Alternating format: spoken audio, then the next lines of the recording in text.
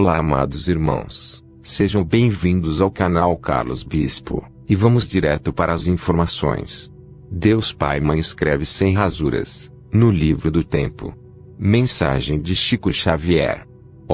Por favor, não fique impressionada com a minha presença, nós formamos uma rede de resgate, e conforme você for escrevendo descobrirá quem eu sou, não há segredo que não venha a ser revelado. Eu sei quem vocês são. E se fôssemos esperar canais verdadeiramente limpos, este trabalho informativo não estaria sendo realizado. Como foi falado, vocês são divinos, são eternos, e esta consciência divina, vivendo para sempre, traz todos os registros e protocolos e não há como mentir para si mesmo. Eu vivi entre vocês e digo que aprendi muito com a humanidade. O outro está sempre ensinando o que podemos e devemos fazer e o que não podemos e nem devemos fazer. As lições são claras e nosso Deus Pai Mãe escreve sem rasuras no livro do tempo. Quem está trabalhando na rede de serviços, seja canalizando, editando ou estando à frente de outros serviços em prol da humanidade, que se cuide, que vigie e que fique vigilante, pois ninguém sabe a hora em que o ladrão do tempo pode surgir, com suas histórias mirabolantes distorcidas, onde pode jogar uns contra os outros, e na maioria das vezes é assim que consegue desmanchar grupos, bem formados, destruindo o que eles mesmos constroem. São tempos difíceis e decisivos onde cada um escolhe o caminho que deseja palmilhar, e uma vez tendo escolhido não há como reverter essa escolha, escolhido está. Cuidem de não fazer mal a nenhum ser vivente, pois isto ficará registrado nas páginas de suas memórias. O tempo gasto em fazer o mal é o mesmo tempo que se gasta fazendo o bem. E o que é fazer o bem? O mal é a ausência do bem, a escuridão é a ausência da luz e o ódio é a ausência do amor. O mundo de terceira dimensão é cheio de armadilhas, e até os escolhidos podem cair nas tramas desses seres, que desejam desafiar o absoluto, transformando-os em joguetes nas suas mãos. Todo trabalho nesta rede de resgate é bem-vindo desde que não aprisione nenhuma alma em tratamentos intermináveis sem deixar que a luz a cure, porque a mente deve ser desperta, e reconhecer o médico interno que realiza milagres, confirmando as palavras do amado Mestre Jesus: vós sois deuses e deusas, podem fazer o que eu faço, e muito mais. As religiões e outros segmentos fazem isto. Aprisionam as almas em tratamentos intermináveis, na Eucaristia e nos cerimoniais, e uma alma prisioneira não ascende para outras dimensões, perdendo o precioso tempo num constante vai e vem, sem sair do lugar. Sejam fiéis na proposta da reencarnação, vocês escolheram estar nesse lugar, com essas pessoas nestes tempos e ninguém é culpado das escolhas erradas que fazem. Compreendem agora a justiça divina? Não há um juiz que julga. Ele disse: com a mesma medida que julgarem e condenarem serão julgados, e condenados, pois esta é a forma mais correta, para se ensinar uma alma rebelde e desobediente. Eu sou apenas um ser que, por amar o Mestre Jesus, dedica totalmente sua vida no resgate de suas ovelhas. Sigam abençoando sempre uma alma em peregrinação rumo ao céu, de sua consciência e não tente empurrar o Evangelho para nenhuma consciência, pois um nível mais elevado deve ser conquistado e não oferecido com energia negativa, e para se alcançar este nível mais elevado é necessário obedecer àquele que segue à frente, pois ele conhece bem o caminho. Vou me dirigir agora aos dirigentes dos segmentos religiosos: libertem todas as almas, isto que fazem não é bem visto pelas grandes consciências. Ajudar, colaborar e socorrer é dever de todo bom cristão. Aprisionar uma alma é compromisso negativo de difícil corrigenda. Se é tempo de libertação, soltemos todas as almas, e deixemos que elas percorram, em paz, os caminhos por elas escolhidos. Tudo tem seu tempo e sua hora. Não podemos amadurecer uma fruta com o maçarico, pois ela pode apodrecer. Venho como irmão, que conhece todas as suas necessidades. Não se preocupem com a purificação em andamento, o que realmente importa são suas consciências, e que elas estejam limpas e com brilho próprio. Sei que estão desejosos, para saber quem eu sou. Muitos zombarão, outros criticarão e outros julgarão e condenarão. Mas para o sincero trabalhador isto não deve ter a mínima importância. O recado está dado, que apressem seus passos, o sinal verde está liberado, e que vocês possam enxergá-lo. Eu sou Chico Xavier, vosso irmão das estrelas distantes, para onde devem retornar antes que seja tarde demais. Boa sorte a todos, na eternidade somos um. Grato eu sou aos voluntários da rede de resgate. Está feito. Fonte: Edna Schoen. Mutação de carbono para silício, ascensão. Na tabela periódica dos elementos, o número atômico do elemento carbono é 6, o do silício é 14. 1/8 maior. O carbono é necessário para formar todo o DNA e a RNA, o código químico para a vida como existe hoje. Dr. Max G.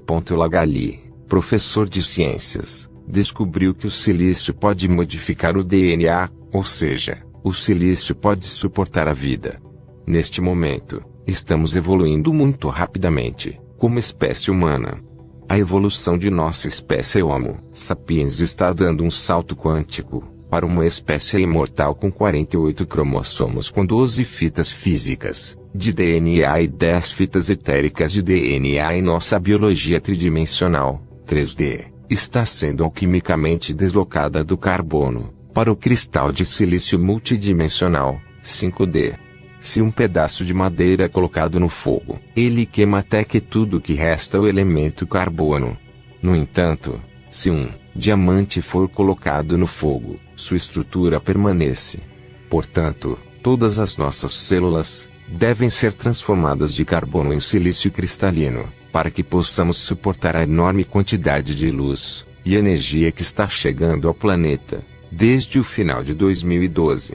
Internamente, todas as nossas células estão mudando de uma estrutura orgânica para uma estrutura cristalina, o prisma perfeito pelo qual a luz pode passar para trazer a iluminação de nossos corpos, acabando assim com a densidade da 3D.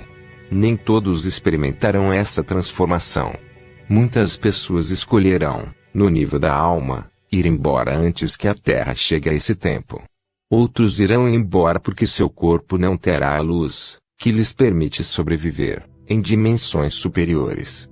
Mas essas almas, cuja decisão é mudar sua estrutura celular de base de carbono para a forma cristalina, acompanharão a nova Terra Nova, Gaia na Idade de Ouro.